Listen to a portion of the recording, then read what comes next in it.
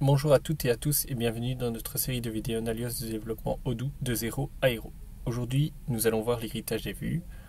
Il vous sera très souvent utile si vous souhaitez modifier un modèle existant comme on l'a fait dans une vidéo précédente où on a ajouté par exemple le isDriver, étant donné que on voudra afficher le champ qu'on a créé et c'est via l'héritage de vue qu'on le fera.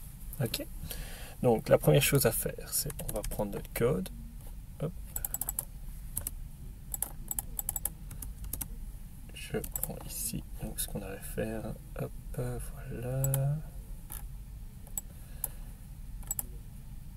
Hop. Voilà ici. Voilà notre code.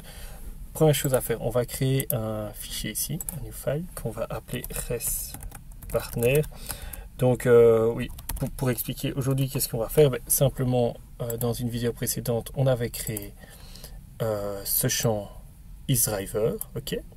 Aujourd'hui, on va essayer de l'implémenter dans une vue existante d'un contact. Ok. Donc, on va créer res_partner. Alors, on met toujours bien l'en-tête. Hop. Donc, voilà. Une fois qu'on a créé cette en-tête, on va ajouter une vue. Hop. Donc, ici, je vais vous montrer une vue de base. Donc, vous voyez qu'on on va on va choisir un ID, donc ce sera un modèle UI View. On pourra ajouter un name si on veut, mais en fait c'est pas obligatoire, donc ici on le fera pas. Ensuite il faudra préciser le modèle, donc ici c'est simple, c'est res_partner. La priorité, ça permet de mettre une priorité sur le chargement de vos vues. Donc si vous mettez 1, ce sera votre vue qui sera chargée en première probablement, et puis en fonction des priorités des autres vues, les autres vues. Ici on met 98, pourquoi? C'est simple, simplement parce que Odoo Studio est à 99 et donc ça permet de passer juste avant Odoo Studio mais pas avant le reste du standard. Ensuite l'InheritID, ça je vais un peu vous montrer comment on peut le trouver. C'est la vue sur laquelle on va se baser, donc de laquelle on va hériter et qu'on va modifier. Alors comment on va trouver cet InheritID? Simplement on va aller dans Odoo standard, c'est le plus facile. Donc vous allez choisir la vue sur laquelle vous voulez ajouter ce isDriver. Donc par exemple ici on va aller chez peu importe le contact, hein, donc on est bien d'accord que tous les contacts ont la même vue, hein. Donc voilà, on est sur ce contact et nous on se dit oui, on le mettrait bien ici en dessous du catégorie ID. Alors première chose à faire, c'est donc avoir l'ID de cette vue. On peut aller ici, on va dans Edit View Form. Et alors, vous pouvez voir que ici, External ID, base.viewForm, ViewPartnerForm. Alors, le base, ça signifie quoi? Le base, en fait, c'est le nom du module dans lequel cette vue est créée. Alors, encore très important, imaginons, ici, le base, il est dans nos depends. Si c'était un autre module, il faut bien sûr qu'il soit dans nos depends pour qu'il puisse aller rechercher la vue. En fait, il faut que pour que la vue soit créée, quoi. Ça va? Ensuite, le nom, nous, ce qu'on va faire, on va simplement l'appeler avec le même nom.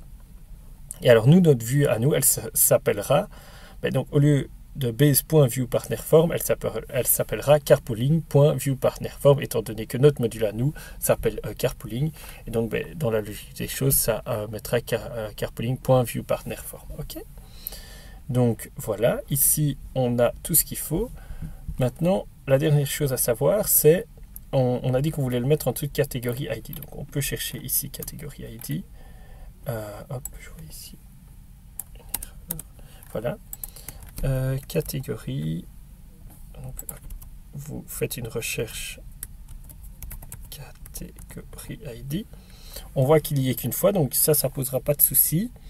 On va simplement, alors je vais vous montrer, donc on va faire field name catégorie ID position after et on va juste nous ajouter le isDriver. Ok. Point très important qu'on n'a pas encore fait, on doit bien sûr ajouter ce res_partner XML. On doit l'importer dans le manifeste, donc on va le faire de suite. Hop. Ici, on va le mettre ici. Donc il est dans Views et c'est REST-partner.xml.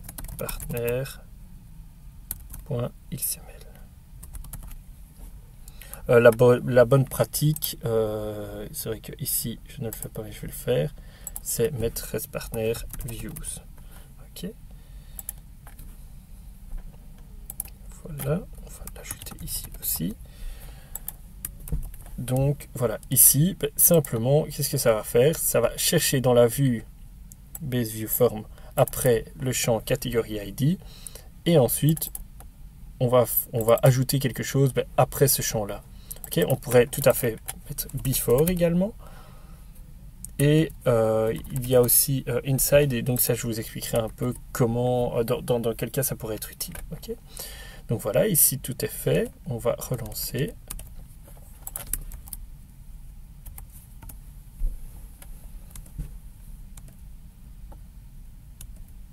Hop. Et je vois ici que j'ai fait une petite erreur. Vous voyez, il me dit qu'il ne trouve pas la vue. Alors qu'est-ce qui s'est passé? J'ai oublié une virgule. Vous voyez ici la virgule. Et du coup, lui, il a essayé de trouver view et qu'il a concaténé avec celui-ci. Et donc voilà d'où venait la petite erreur de frappe. Donc, voilà, hop, on relance. Et là, on voit qu'il n'a pas rencontré d'erreur. On retourne ici, on met à jour. Et voilà. Donc ici, vous voyez que IsDriver a ajouté. Alors, ici, je vous ai montré simplement en mettant le fil. Mais vous me dites, oui, mais moi, j'ai par exemple envie d'ajouter un nouvel onglet ici. C'est assez simple, en fait. On va retourner dans la vue forme. Et donc, si vous vous souvenez, nos cours, entre guillemets, notre vidéo sur les vues, les notebooks, donc, qui sont composés de pages. Et alors, ce qu'on va faire, en fait, au lieu d'utiliser un field, on va utiliser un XPath. Alors, on va aller voir dans le standard pour vous montrer directement comment ça fonctionne. Oui, les attributs, je vous montrerai après, et les replace aussi. Donc voilà, par exemple, ici, on va faire ça. Je vais le prendre, vous voyez, comme ça on prend du standard, et je vous montre directement. Donc, on va prendre ici, on va regarder, donc, on voit qu'on veut mettre dans Notebook, nous. Donc on va mettre Notebook. Ici, on va mettre Inside. Et on va simplement créer une page. Hop.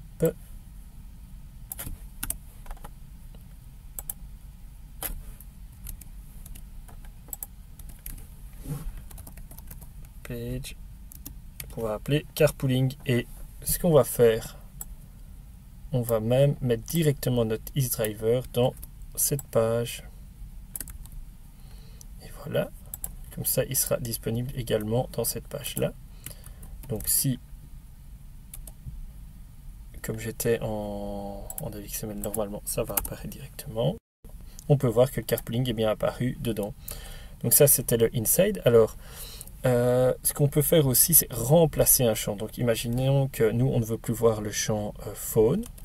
On peut tout à fait faire hop, phone, replace.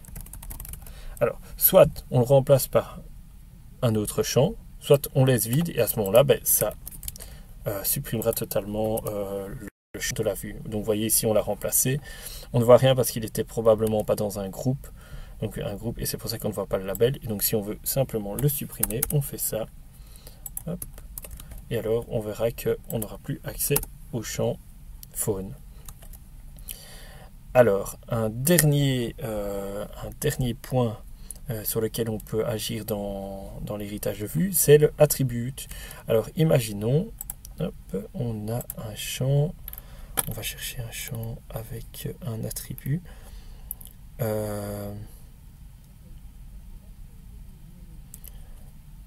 Si on veut, on pourrait dire que le champ phone, par exemple, au lieu de le remplacer, on va mettre dans attributes.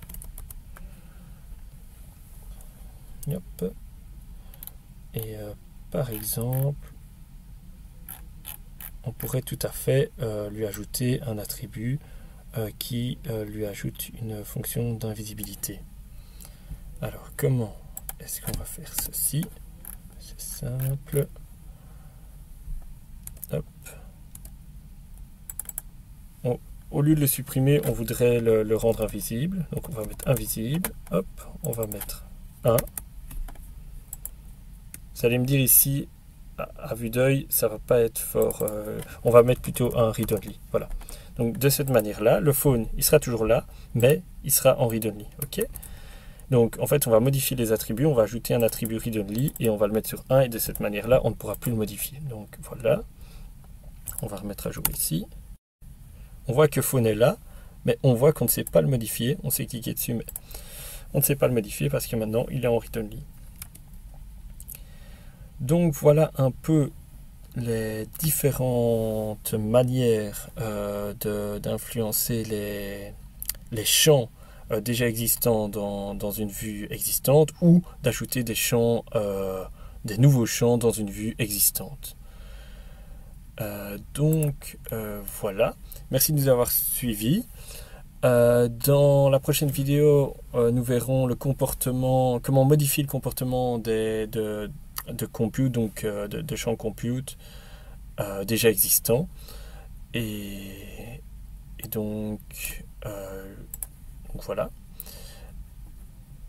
J'espère que vous avez apprécié notre vidéo et je vous invite à nous suivre sur les réseaux sociaux afin d'être tenu au courant de nos prochaines nouveautés. Merci.